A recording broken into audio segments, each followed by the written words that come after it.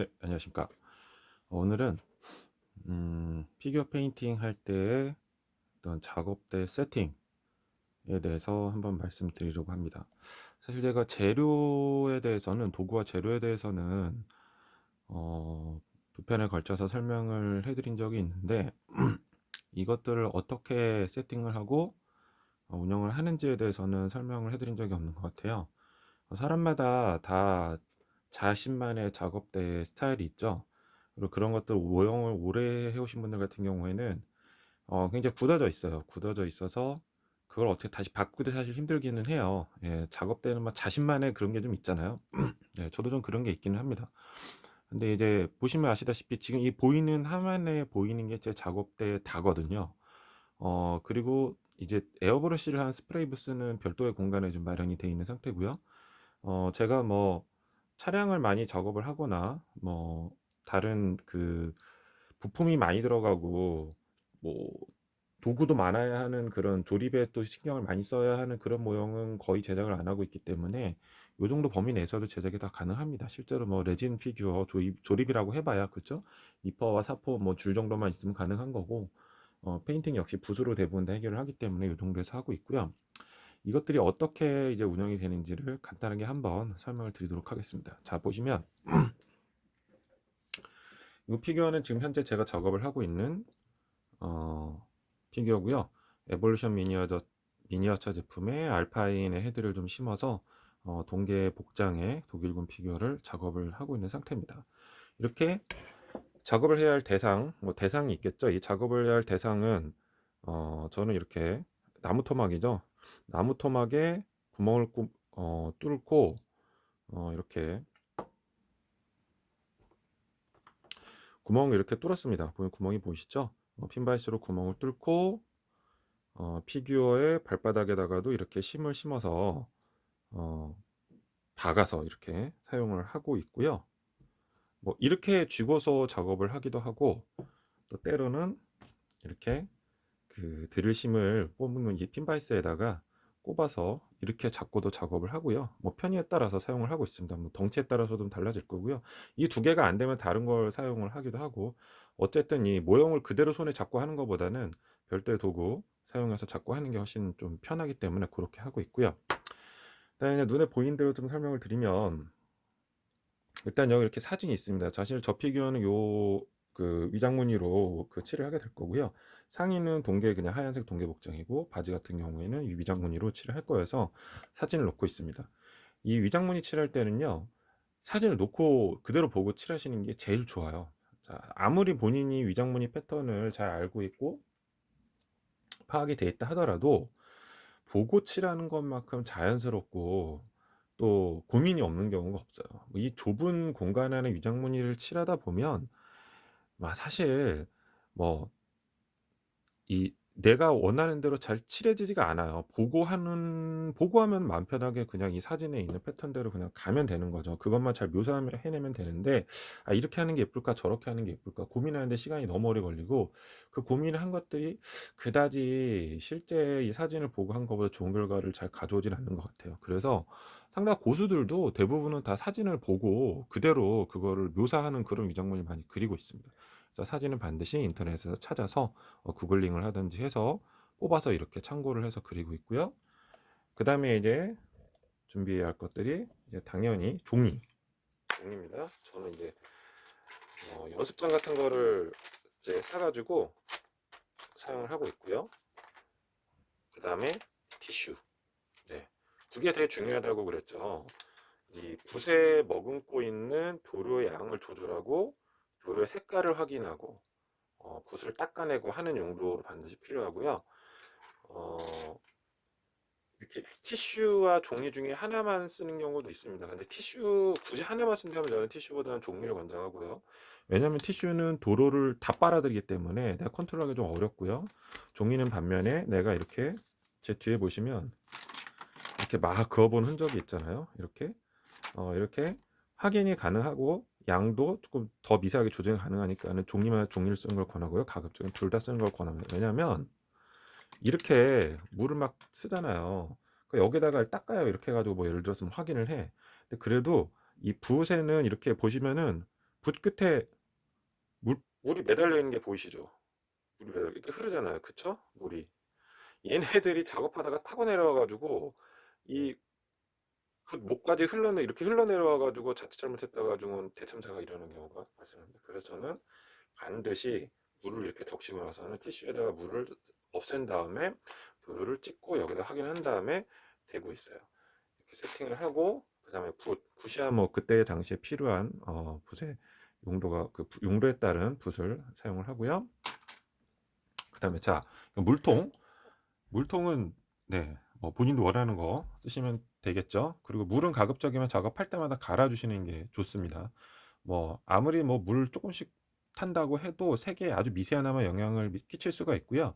먼지나 오물 같은 것들이 들러붙을 수가 있기 때문에 그런 작은 것들이 작품의 질을 좌우할 수가 있습니다.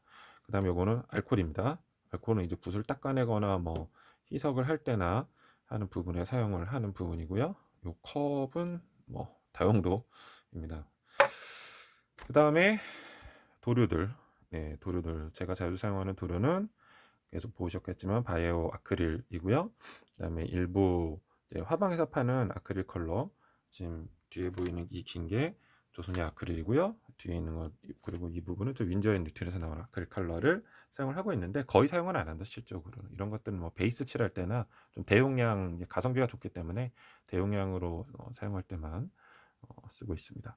그 다음에 이제 팔레트를 두 종류를 쓰고 있어요. 지금 사실 제가 웹 팔레트에 대해서 많이 강조를 드렸고 편리하다고 말씀을 드렸는데 웹 팔레트 기본적으로 여기 이렇게 쓰고 있고요. 네, 웹 팔레트를 쓰고 있습니다. 웹 팔레트를 쓰고 있고 그 다음에 이거는 그 다이소에서 파는 약통이에요. 뭐 약통인데 뭐 다용도 통이라고도 볼 수가 있죠.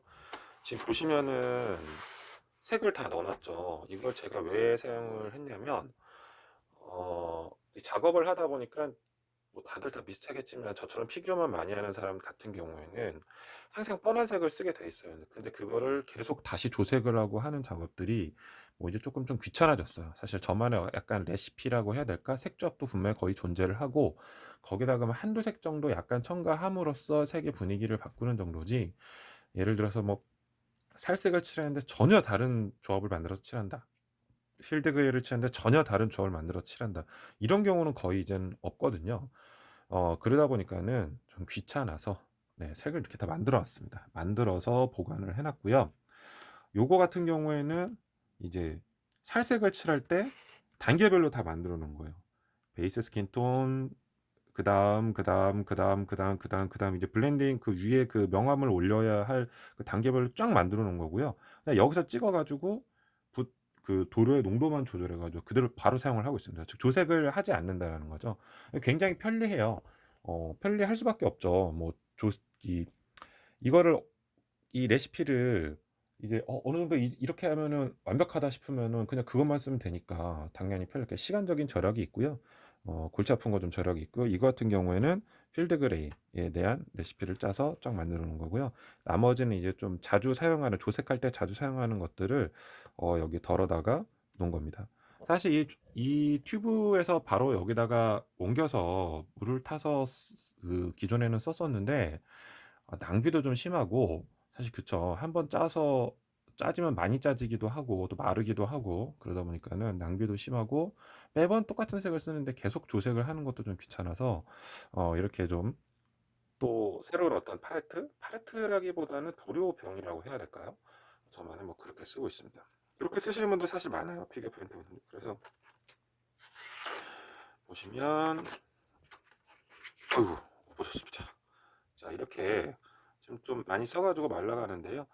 도료에다가 물하고 리타더 마일드를 한두 방울 떨어뜨려서 건조지연제죠. 리타더 마일드를 떨어뜨려서 좀 뚜껑을 닫아놓긴 했지만 그래도 꽉 막히지 않고 항상 열었다 닫았다를 반복하기 때문에 잘 마르지 않아요. 그렇게 해서 사용을 하고 있습니다. 네. 그리고 이렇게 되면 이제 기본 세팅이 다 됐죠. 사실 제가 오늘 그 영상에서 주로 말씀드리고 싶었던 거는 이제 지금부터인데 스탠드예요. 스탠드 제가 지금 두 개를 쓰고 있죠. 두 개를 쓰다가 제가 작업 환경이 한번 바뀌었어서 하나를 쓰다가 다시 두 개로 얼마 전부터 갈아탔습니다. 보시면 평소에는 하나를 끄고 꺼볼게요. 이 상태에서 작업을 했던 거예요. 이렇게. 네. 근데 이렇게 작업을 하니까 되게 뭔가 모르게 불편하고, 이 작업을 할 때 이 피규어들이 눈에 잘 들어오지가 않아요. 그래가지고 굉장히 좀 애로사항을 많이 겪었고, 그 완성도의 퀄리티도 조금 떨어지고 마음에 안 드는 경우를 많이 발생을 했는데, 어, 생각을 해보니까 이게 조명의 문제였던 것 같아요. 결국에 이 피규어는 굉장히 작은 부분, 그리고 사람의 눈에 잘 들어오지 않는 부분에 대한 미세한 터치가 퀄리티를 많이 좌우를 하는데, 어두운 조명 아래서 사용을 하다 보니까 어, 작업을 하다 보니까 내 눈에 들어오는 게 그게 다니까 어려웠던 거예요. 근데 그걸 사진 찍고 보면은 뭔가 마음에 안 들고, 봤을 때 디테일하지 못하고 자꾸 실수를 하게 되고 하는 문제들이 좀 발생을 하더라고요. 그래서 제가 조명을 하나를 다시 추가를 했습니다. 그래서 두 개의 조명을 사용을 이렇게 하고 있고요. 자, 훨씬 밝아졌죠? 그래서 이렇게 작업할 때는 이제 작업 대상까지 쭉 내려서 이 안에서 이렇게 작업을 하고 있습니다. 이때 두 개의 조명이 좋은 이유는 뭐냐면 그림자가 지지 않아요. 피규어를 칠할 때 그림자가 지는 것만큼 작업에 방해가 되는 게 없죠. 어두우면 당연히 안 보이니까 칠이 잘 안 되고요. 그 다음에 내가 칠한 거에 명암 표현이 제대로 되는지도 확인을 하기가 어렵습니다. 특히 얼굴에 디테일한 표현, 눈칠할 때, 선 그을 때, 섀도잉 할 때, 이럴 때는 양방향에서 이렇게 빛을 쏴줘서 자연 그림자를 웬만하면 다 사라지게 해줘야 내가 그림자가 없는 상태에서 내가 그려내는 그런 그림자 표현이 가능하다는 부분이죠. 그래서 저는 가급적이면 광량이 굉장히 세거나 조명이 좋은 거면은 넓게 비칠 수 있으면 상관이 없겠지만, 그렇지 않다고 하면은 저처럼 이렇게 두 개의 스탠드를 사용을 하시기를 권해드립니다. 이거는 마치 우리가 사진을 찍을 때 조명만 잘 돼 있으면 아무리 사진기가 나쁘더라도 훌륭한 사진이 나오는 것과 동일한 원리라고 할 수 있고요. 그 다음에 또 하나 추천을 해드릴 거는 이 루페입니다. 루페. 사실 루페도 마찬가지로 저는 사용을 안 했었어요. 루페를 사용을 안 했었는데, 제 시력이 한창 좋았을 때는 1.5, 2.0까지도 했었고, 현재 시력이 뭐 1.2, 1.0 정도 되는 것 같아요. 건강검진을 했을 때. 근데 나이를 먹어서 그런지 어쩐지 모르겠는데 잘 보이지가 않아요. 너무 침침해요. 그래서 어떻게 보면 조명도 이제 추가를 한 건데, 예전에는 잘 보였던 이런 뭐 몰드들이 잘 안 들어요. 특히 이제 눈을 칠할 때, 선을 그을 때는 상당히 이제 고전을 겪습니다. 그래서 예전에도 루페를 한번 사봤었는데 영 적응이 안 되더라고요. 네, 어떻게 쓰는지도 잘 모르겠고, 그래서 됐다. 그때 싼 걸 사서 그랬는지도 잘 모르겠지만, 얼마 전은 아니고 제가 다른 피규어 페인터 분을 한 두 번 만나 뵀을 때 모임에서 다 루페를 쓰신다고 하더라고요. 저보고 루페를 안 쓰고 어떻게 그 작업을 하냐라고 오히려 반문을 하셔서, 내가 루페를 쓰고 해야 하는 게 맞나? 루페를 써야 더 효율적이고 더 좋은 작업이 가능하겠나 생각이 들어서 뭘 쓰시냐고 물어봤더니 다들 그냥 뭐 메이드 인 차이나 싼 거 뭐 2만 원짜리, 3만 원짜리 쓰신다고 하더라고요. 그래서 저도 일단은 샀습니다. 샀고요. 어, 이거 비싸지 않습니다. 한 2만 5천 원, 3만 원 줬던 것 같고요. 그 중에서 가장 배율이 높은 렌즈를 끼고 쓰고 있는데, 제가 사실 루페를 끼고 정말 신세계를 만났습니다. 루페 끼면 다 돋보기죠. 돋보기여서 크게 보이고, 크게 보이는 만큼 내가 눈에 보이는 게 많은 만큼 표현을 더 많이 할 수가 있어요. 물론 붓을 잘 다뤄야 한다는 전제 조건이 있지만, 예전에는 제가 루페를 껴서 화면이 커지면 붓도 같이 커져서 같이 불편해서 이건 도저히 못 쓰겠다라는 생각을 했었어요. 근데 그때 그 루페는 이런 루페가 아니었어요. 이런 안경용 루페가 아니라 완전히 그 뒤집어 쓰는 이 밀폐형 루페가 있어요. 그러면은 이제 밖이 보이지 않는 거죠. 그 루페로 보이는 것만 보고 모든 걸 해야 되는데 그건 되게 불편해요. 왜냐면은 이제 맨시력으로 봐야 하는 것도 있잖아요. 조색도 해야 되고, 여기 조색도 해야 되고, 물감도 찍어야 되고, 여기다가 하고 그다음에 이제 되는 건데, 그 작업을 할 때 다 벗었다 할 수도 없고 그 큰 돋보기 안경을 낀 채로 그 작업은 불가능한 거예요. 근데 이 루페 같은 경우에는 안경을 끼고 그냥 시선만 바꿔도 나머지 작업이 다 가능하고 내가 이렇게 들여다볼 때만, 이렇게 들여다볼 때만 루페를 끼면 되기 때문에 굉장히 편하더라고요. 그래서 사실 제가 디테일한 표현을 하는데 많은 지금 도움을 받고 있습니다. 세월의 힘은 기계로 극복을 하는 걸로, 도구로 극복을 하는 걸로. 근데 주의할 점이 있어요. 이 루페를 꼈을 때요. 루페도 마찬가지로 조명이 어두우면 잘 보이지가 않아요. 예. 오히려 더 혼란스러운 현상이 발생을 해요. 이게 볼록 렌즈이기 때문에 초점을 맞추는 거리라는 게 이것도 존재하거든요. 카메라도 똑같잖아요. 어 단렌즈를 달고 접사 마크로 렌즈를 달고 마크로 필터를 뭐 마크로 기능을 켰을 때 그 초점의 적정 거리라는 게 벗어나면은 그게 가깝든 멀든 벗어나면 흐려지듯이 이것도 똑같거든요. 초점이 맞춰지는 거리가 있는데 그 거리도 상당히 멀어지고 그리고 초점도 잘 안 맞고 그래요. 근데 광량이 이렇게 많아지면은 초점이 굉장히 잘 맞고 이 루페 안에 들어오는 그 그림들이 굉장히 화면들이 뚜렷하게 더 잘 보이게 되더라고요. 그래서 제가 왜 갑자기 이런 어떤 환경의 세팅에 대해서 말씀을 드리냐면은 제가 최근에 이런 뭐 루페도 쓰고 그다음에 스탠드도 하나 더 쓰고 이런 팔레트도 하나 더 쓰고 하다 보니까 작업하는 시간이 굉장히 많이 줄어들었어요. 근데 사실 이제 붓질을 하는 작업 시간만큼이나 색을 만들고 뭐 실수를 또 붓질하면서 하는 그 실수 잦은 뭐 잦은이 아니라 이제 잔실수 같은 것들 보정을 하고 도료가 마르면은 그거를 다시 뭐 물을 섞어줘 가지고 하고 뭐 이런 부분들이 굉장히 비효율적이고 어떨 때는 사람 굉장히 속된 말로 빡치게 하잖아요. 예.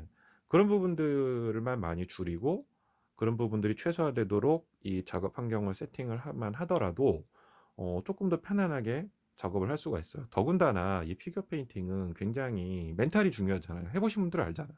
멘탈이 깨지는 순간 빗나가는 겁니다. 예 그래서 굉장히 편안한 환경에서 작업을 하는 게 중요한 거를 제가 다시 한번 느꼈습니다. 네. 그래서 이렇게 동영상을 한번 만들게 됐고요.